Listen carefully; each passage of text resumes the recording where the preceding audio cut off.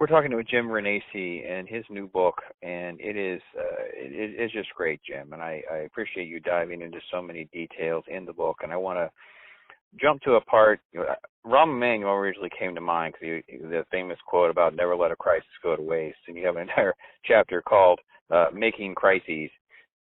I want to give you a chance because one of the things you use as your example is the opioid crisis, and President Trump gets a lot of credit for spending a lot of money towards that.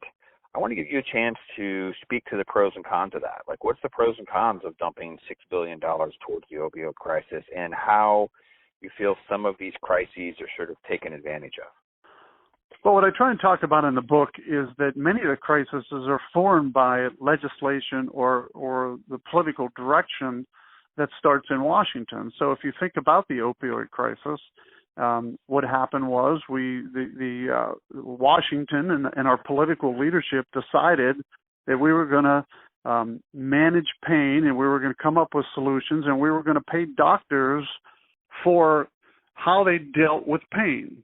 So what I talk about in the book, it's interesting when you go to the hospital, and any one of your listeners will realize and remember there's a little chart on the wall with the smiley faces. They've got the frown and then the upside down frown, and they many times ask you, what pain level are you in? Well, the easiest way to correct pain, because that's how you got paid, and we had so much testimony from doctors while I was in Washington talking about this, that, look, we got reimbursed by the Medicare, Medicaid, and many of the healthcare systems by eliminating pain. So if we have this drug, which is an opioid that eliminates pain, of course we're going to prescribe it because we get paid and reimbursed based on eliminating pain. So if you look about where the opioid crisis came from, in many cases it started in Washington by policies that were implemented to eliminate pain.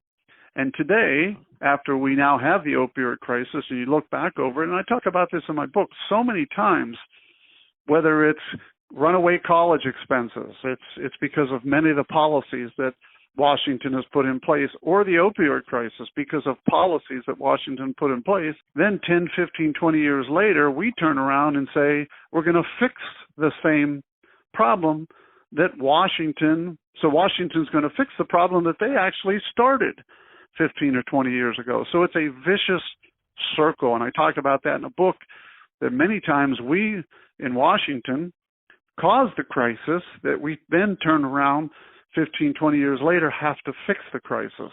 And it's a real issue that I think the American people, if they really take a look at, you're going to see in multiple cases, whether it's college spending, opioids. There are a number of cases where Washington has caused the problem, and then Washington turns around and says, we're going to fix the problem. In most cases, it's by spending more money, which sadly enough we don't have, which is why we have the deficits and debts continuing to grow. Jim Renacci, the GOP's Lost Decade. Make sure you get yourself a copy, folks. We'll have links there in the description of every single clip. And make sure you grab yourself a copy of Jim's book.